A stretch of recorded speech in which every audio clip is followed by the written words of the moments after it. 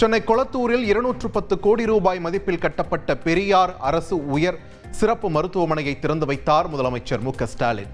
அதிநவீன மருத்துவ உபகரணங்கள், பிரம்மாண்ட பார்க்கிங் வசதி உள்ளிட்ட அம்சங்களுடன் ஸ்டான்லி ராஜீவ்காந்தி மருத்துவமனைகளுக்கு நிகராக கட்டப்பட்டிருப்பதாக பெருமிதம்.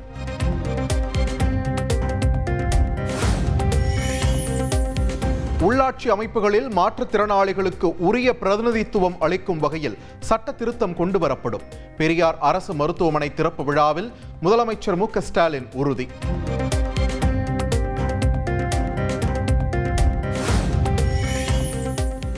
திருச்செந்தூரில் ஐயா வைகுண்டர் அவதாரபதியில் ஆளுநர் ஆர்.என். ரவி சுவாமி தரிசனம்.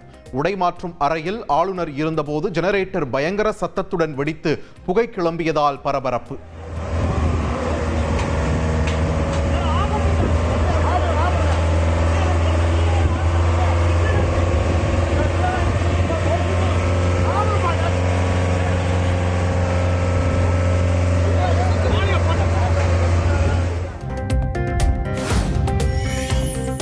கன்னியாகுமரி, நெல்லை, தென்காசி, தூத்துக்குடி, விருதுநகர் உள்ளிட்ட 10 மாவட்டங்களில் நாளை கனமழைக்கு வாய்ப்பு. சென்னை வானிலை ஆய்வு மையம் தகவல்.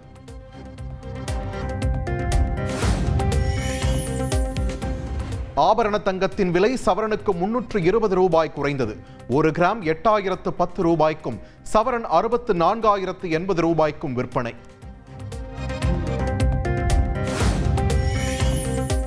நாமக்கல் மாவட்டம் ராசிபுரத்தில் அரசு பள்ளி கழிவறையில் மாணவர் மர்மமான முறையில் மரணமடைந்த வழக்கு கொலை வழக்காக மாற்றம்.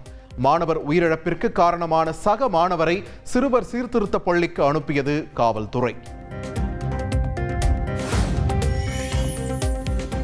நடிகை விஜயலட்சுமி அளித்த புகாரில் நாளை காலை 10 மணிக்கு நேரில் ஆஜராகுமாறு சீமானுக்கு மீண்டும் சம்மன். சென்னை நீலாங்கரை இல்லத்தில் காவல்துறையால் ஒட்டப்பட்ட சம்மன் கிழிப்பு. சீமானின் மனைவி கூறியதன் பேரில் உதவியாளர் கிழித்ததால் பரபரப்பு.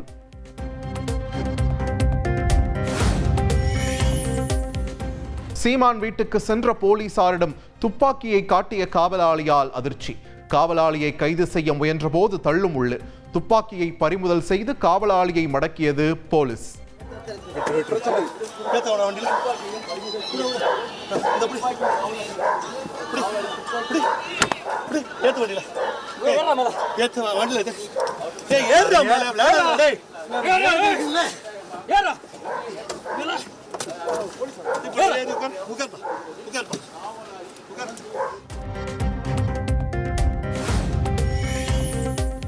காவலாளியை விடுவிக்குமாறு போலீசாரிடம் முறையிட்ட சீமானின் மனைவி. நடந்த சம்பவத்திற்கு மன்னிப்பு கேட்டபோதும் காவலாளியை ஜீப்பில் ஏற்றிய போலீஸ்.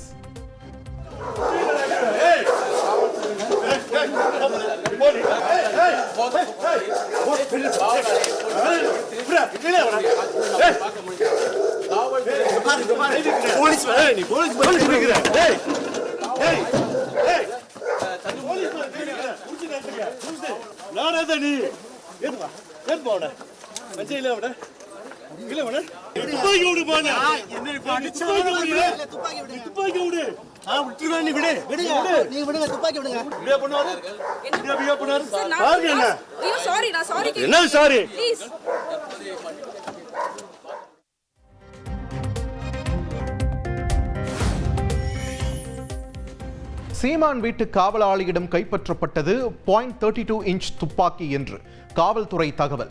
துப்பாக்கிக்கான உரிமம் வைத்திருந்ததாகவும் அதில் 20 தோட்டாக்கள் இருந்ததாகவும் போலீஸ் தரப்பில் தகவல்.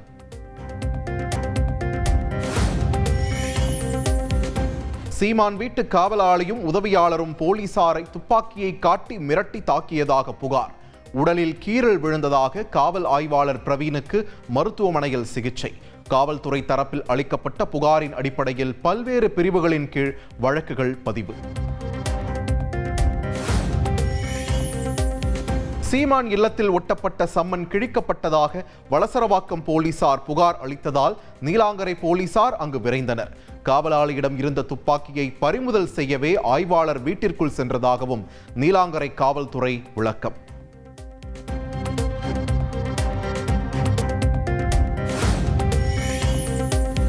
தருமபுரி கலந்தாய்வு கூட்டத்தில் பங்கேற்க செல்வதால் நாளை விசாரணைக்கு ஆஜராக முடியாது. ஓசூரில் நாம் தமிழர் கட்சி ஒருங்கிணைப்பாளர் சீமான் பரபரப்பு பேட்டி. பெரியார் பற்றி விமர்சித்ததால் பெண்ணை வைத்து தன்னை முடக்க முயற்சி என்றும் ஆவேசம்.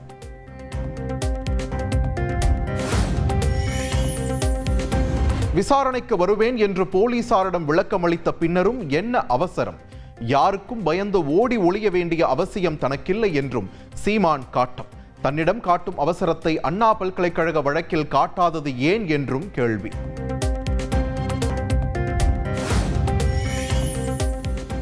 நடிகை விஜயலட்சுமி அளித்த புகாரில் நாளை காலை ஆஜராகவில்லை என்றால் சீமான் மீது நடவடிக்கை பாயும். சம்மனில் உள்ள 10 நிபந்தனைகளை சுட்டிக்காட்டி காவல்துறை எச்சரிக்கை. சென்னை நீலாங்கரையில் உள்ள சீமான் வீட்டில் கூடுதல் போலீசார் குவிப்பு. சீமான் வீடு அமைந்துள்ள பகுதிக்குள் செல்வோர் தீவிர விசாரணைக்கு பின்னரே அனுமதி. போதைப் பொருள் விற்பனை மூலம் சம்பாதித்த பணத்தை இயக்குனர் அமீர் உள்ளிட்டோரின் வங்கிக் கணக்குகளில் செலுத்திய ஜாஃபர் சாதிக். சென்னை உயர்நீதிமன்றத்தில் அமலாக்கத்துறை தகவல். சாட்சிகளை கலைக்க வாய்ப்புள்ளதால் ஜாஃபர் சாதிக்கிற்கு ஜாமீன் வழங்கக்கூடாது என்றும் வாதம். கிரிப்டோ கரன்சி மோசடியில் நடிகை தமன்னா, காஜல் அகர்வால் ஆகியோரிடம் விசாரணை நடத்த புதுச்சேரி சைபர் கிரைம் போலீசார் முடிவு. விளம்பரத்திற்காக ஊதியமாக பெற்ற தலா 25 லட்சம் ரூபாயை திரும்ப பெறவும் நடவடிக்கை. மோசடி கும்பலுடன் தொடர்பு உள்ளதா, முதலீட்டு பங்குதாரரா என்றும் விசாரணை நடத்த திட்டம். சென்னையில் கொலை செய்துவிட்டு இன்ஸ்டாகிராமில் பதிவிட்ட குற்றவாளிகள் 5 ஆண்டுகளாக நீடித்த பகையை தீர்த்ததாக ரீல்ஸ் வீடியோ வெளியிட்டு கொண்டாடியதால் அதிர்ச்சி.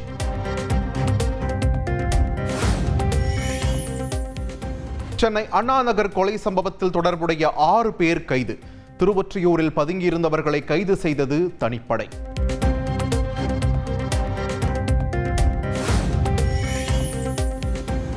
விழுப்புரம் மாவட்டம் மேல்மலையனூர் அங்காளம்மன் கோவிலில் வெகு சிறப்பாக நடைபெற்ற மயான கொள்ளை நிகழ்ச்சி. 5000த்திற்கும் மேற்பட்ட பக்தர்கள் கலந்து கொண்டு வழிபாடு.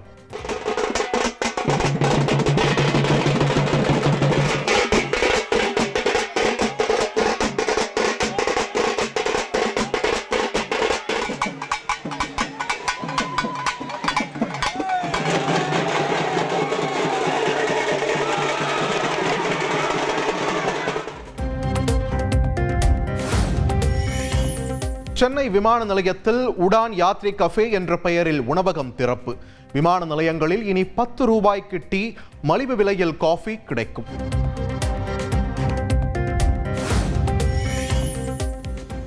இந்தியாவில் 100 கோடி மக்களிடம் அத்தியாவசிய தேவை தவிர வேறு எதற்கும் செலவு செய்ய பணம் இல்லாத சூழல்.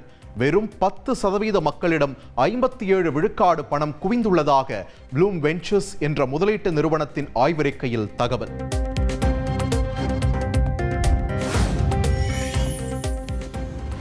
பிரதமரின் வளர்ச்சியடைந்த இந்தியா திட்டத்தின் செயல்பாடுகள் சாமானிய மக்களின் பாக்கெட்டை காலி செய்வதாக காங்கிரஸ் தலைவர் மல்லிகார்ஜுன கர்கே குற்றச்சாட்டு.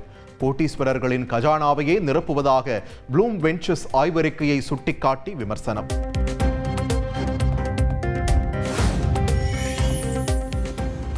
இளைஞர்கள் எந்நேரமும் இயர்போன்களை பயன்படுத்துவதால் செவித்திறன் பாதிப்பு அதிகரிப்பு. நிரந்தர காது கேளாமையை ஏற்படுத்தும் என சுகாதாரத்துறை எச்சரிக்கை. வழிகாட்டு நெறிமுறைகளும் வெளியீடு.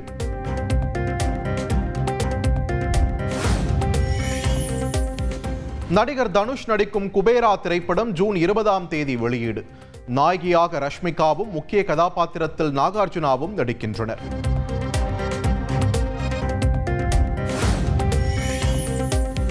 சாம்பியன்ஸ் டிராபியில் பாகிஸ்தான் வங்கதேசம் அணிகளுக்கு இடையேயான போட்டி ரத்து. மழை காரணமாக ஒரு பந்து கூட வீசப்படாத நிலையில் ரத்து செய்யப்படுவதாக அறிவிப்பு.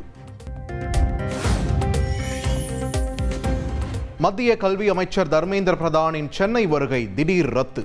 சென்னை ஐஐடியில் நாளை நடைபெறும் நிகழ்ச்சியில் மத்திய கல்வி இணை அமைச்சர் சுகந்தா மஜும்தார் பங்கேற்பார் என அறிவிப்பு.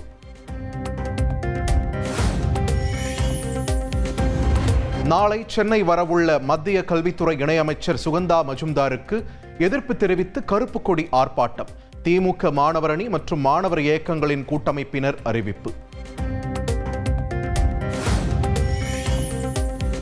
சென்னை மாநகராட்சி வணிக வளாக கடைகளுக்கான மாத வாடகையை 5ஆம் தேதிக்குள் செலுத்த வேண்டும். தவறினால் 12% அபராதம் விதிக்கப்படும் என சென்னை மாநகராட்சி கூட்டத்தில் தீர்மானம்.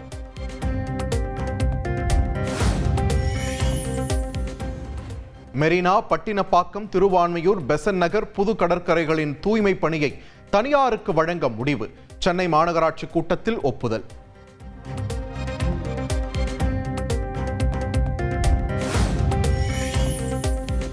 சென்னையில் உள்ள தெருநாய்கள், மாடுகளுக்கு மைக்ரோசிப் மற்றும் QR கோடு பொருத்தும் பணி துவங்கியது.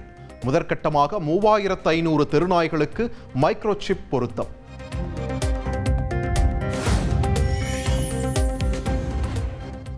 திருக்கழுக்குன்றத்தில் சாலையில் மது அருந்தியவர்களை தட்டி கேட்ட அதிமுக பேரூராட்சி செயலாளர் வெட்டப்பட்ட சம்பவம். காவல்துறையை கண்டித்து முன்னாள் அமைச்சர் ஜெயக்குமார் உள்ளிட்ட அதிமுகவினர் போராட்டம். குண்டுக்கட்டாக கைது.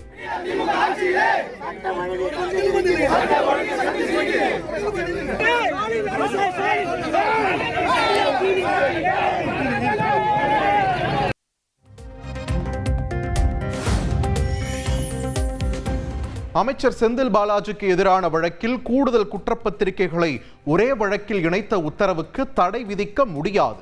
சென்னை உயர்நீதிமன்றம் உத்தரவு.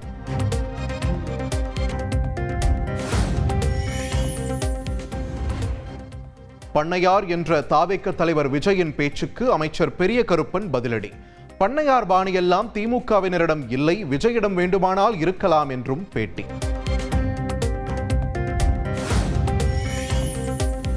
தென்காசி மாவட்டம் சங்கரன் கோவிலில் கூலி தொழிலாளி மீது தனியார் பள்ளி வேன் ஓட்டுநர் சரமாரி தாக்குதல். பரபரப்பு வீடியோ காட்சிகள் வெளியாகி அதிர்ச்சி.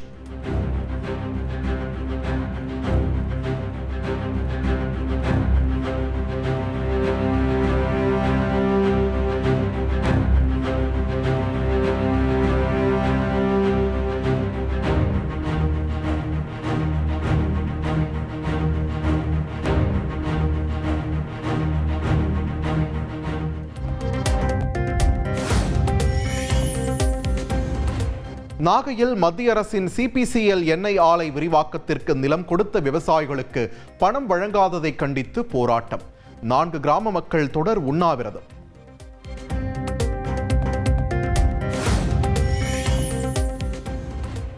தமிழகத்தின் பல்வேறு பகுதிகளில் உள்ள கோவில்களில் நடந்த மயான கொள்ளை. திரளான பக்தர்கள் பங்கேற்று வழிபாடு. பஞ்சாபில் வரும் கல்வியாண்டு முதல் அனைத்து பள்ளிகளிலும் பஞ்சாபி மொழி பாடம் கட்டாயம்.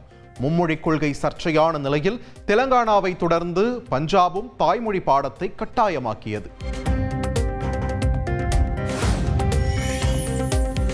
போலந்தில் உள்ள டோனட் கடைகளுக்கு வெளியே வரிசை கட்டி நின்ற கூட்டம். ஈஸ்டருக்கு முன் வரும் கடைசி வியாழக்கிழமையில் பாரம்பரிய இனிப்பு வகைகளை சாப்பிட்டால் நன்மை கிடைக்கும் என நம்பிக்கை.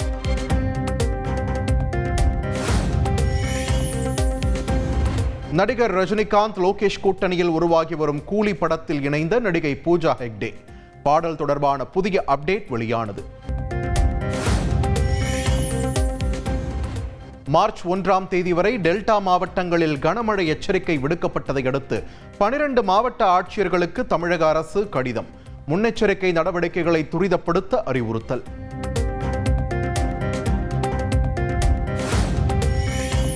டெல்டா மாவட்டங்களில் உள்ள ஆட்சியர்களுடன் முதலமைச்சர் மு.க.ஸ்டாலின் காணொலி வாயிலாக ஆலோசனை. கொள்முதல் நிலையங்களில் உள்ள நெல் மூட்டைகளை மழையில் நனையாதபடி பாதுகாப்பாக வைத்திருக்க அறிவுறுத்தல். தொகுதி மறுசீரமைப்பு விவகாரத்தில் வரும் முன் தடுப்போம் என்ற அடிப்படையில் முதலமைச்சர் மு.க.ஸ்டாலின் செயல்பட்டு வருகிறார். குடும்ப கட்டுப்பாட்டை திறம்பட செயல்படுத்திய தமிழக அரசுக்கு தண்டனை வேண்டாம், பரிசுதான் வேண்டும் என்றும் அமைச்சர் ரகுபதி பேட்டி.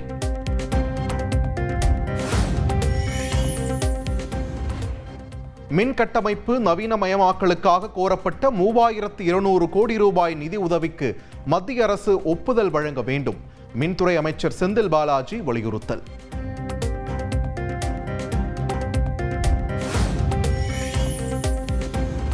விமான நிலையம் அமைக்க பரந்தூரை தேர்வு செய்தது தமிழக அரசுதான்.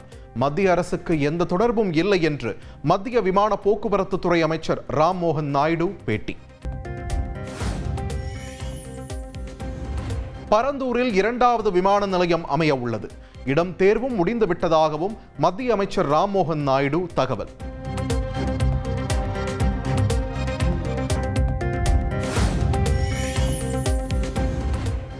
தமிழக ஆழ்கடல் பகுதிகளில் ஹைட்ரோ கார்பன் எடுப்பதற்கான ஏல அறிவிப்பை வெளியிட்டது மத்திய அரசு.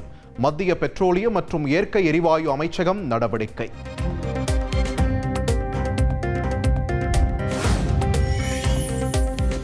அரசு சொகுசு பேருந்துக்குள் இளம்பெண் பலாத்காரம். மகாராஷ்டிர மாநிலம் புனேவில் அதிர்ச்சி. சந்தேக நபரின் புகைப்படம் வெளியீடு.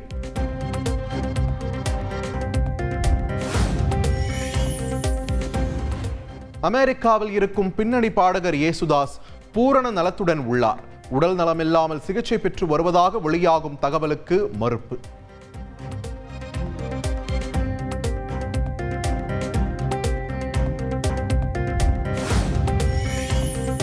நிலவில் தண்ணீர் உள்ளதா என்பது குறித்து ஆய்வு செய்ய விண்கலத்தை ஏவியது நாசா. நிலவில் குளிரான பகுதியில் மறைந்துள்ள நீர்ப்பனியை தேடும் வகையிலும் விண்கலம் வடிவமைப்பு. Go Falcon, go to ignition.